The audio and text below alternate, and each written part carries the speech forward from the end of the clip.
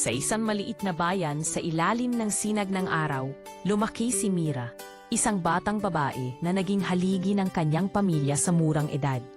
Sa mga ngiti ng kanyang mga magulang at sa mga halik ng kanyang mga kapatid, natutunan niyang ang kanyang halaga ay nakabatay sa kanyang kakayahang magbigay, magtiis at humintindi.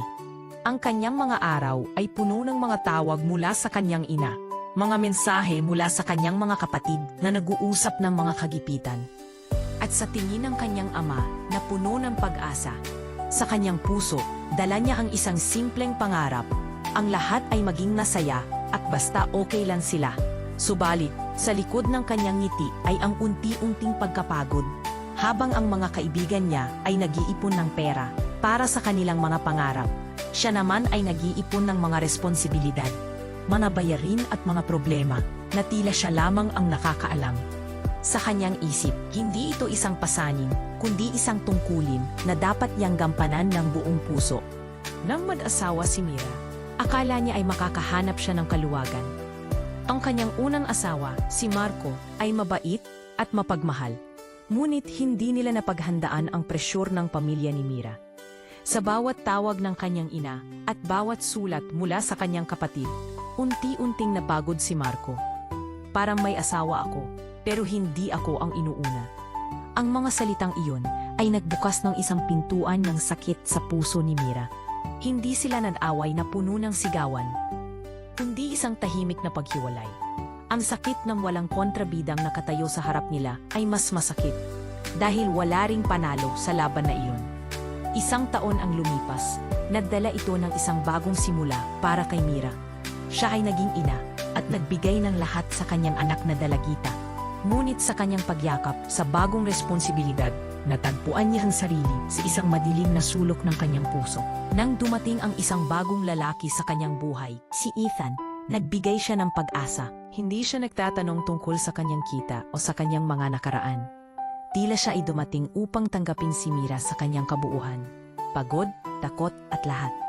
Dito, natutunan ni Mira ang halaga ng mga hangganan. Hindi na siya ang Mira na palaging nag-aalaga at nag-aalala.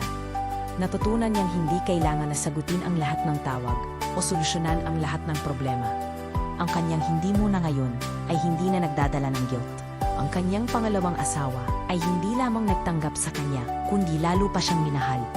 Isang gabi, habang nag-uusap sila ng kanyang anak na dalagita, natanto ni Mira na siya ay nakikita hindi lamang bilang isang ina, kundi bilang isang babae. Agad siyang nakaramdam ng liwanag sa kanyang puso. Ang pagdating ng kanilang bagong sanggol ay nagbigay ng bagong kulay sa kanilang pamilya. Ngunit hindi ito nagpasama sa relasyon ng kanyang unang anak. Magkasunto silang lahat. Walang kompetisyon, walang pilitan. Natutunan ni Mira na ang pagmamahal ay hindi nauubos kapag may hangganan. Hindi ka masamang anak kapag pinili mo ang sarili mo. Ang mga salitang iyon ay naging mantra ni Mira. Sa kanyang paglalakbay, natutunan niyang minsan ang pinakamaganda at tunay na pagmamahal ay ang pagkakaroon ng kakayahang itigil ang pagkakaroon ng responsibilidad bago siya maubos. Hindi naging madali ang pagbabago. Ang kanyang unang pagtanggi sa tulong pinansyal ay nagdulot sa kanya ng kaba, ngunit sa kanyang puso ay alam niyang ito ang tamang hakbang. Nakita niya ang pagbabago ng kanyang pamilya sa gitna ng katahimikan, hindi dahil sa galit, kundi dahil sa respeto at pag-unawa. Ngayon, si Mira ay hindi na ang dating babae na nauubos. Siya ay isang anak, isang ina, isang asawa at higit sa lahat, isang babae na marunong magsabi ng tama na ng walang galit. Sa kanyang bagong pananaw, natutunan niyang ang hangganan ay hindi hadlang, kundi isang tulay patungo sa mas malalim na pagmamahal.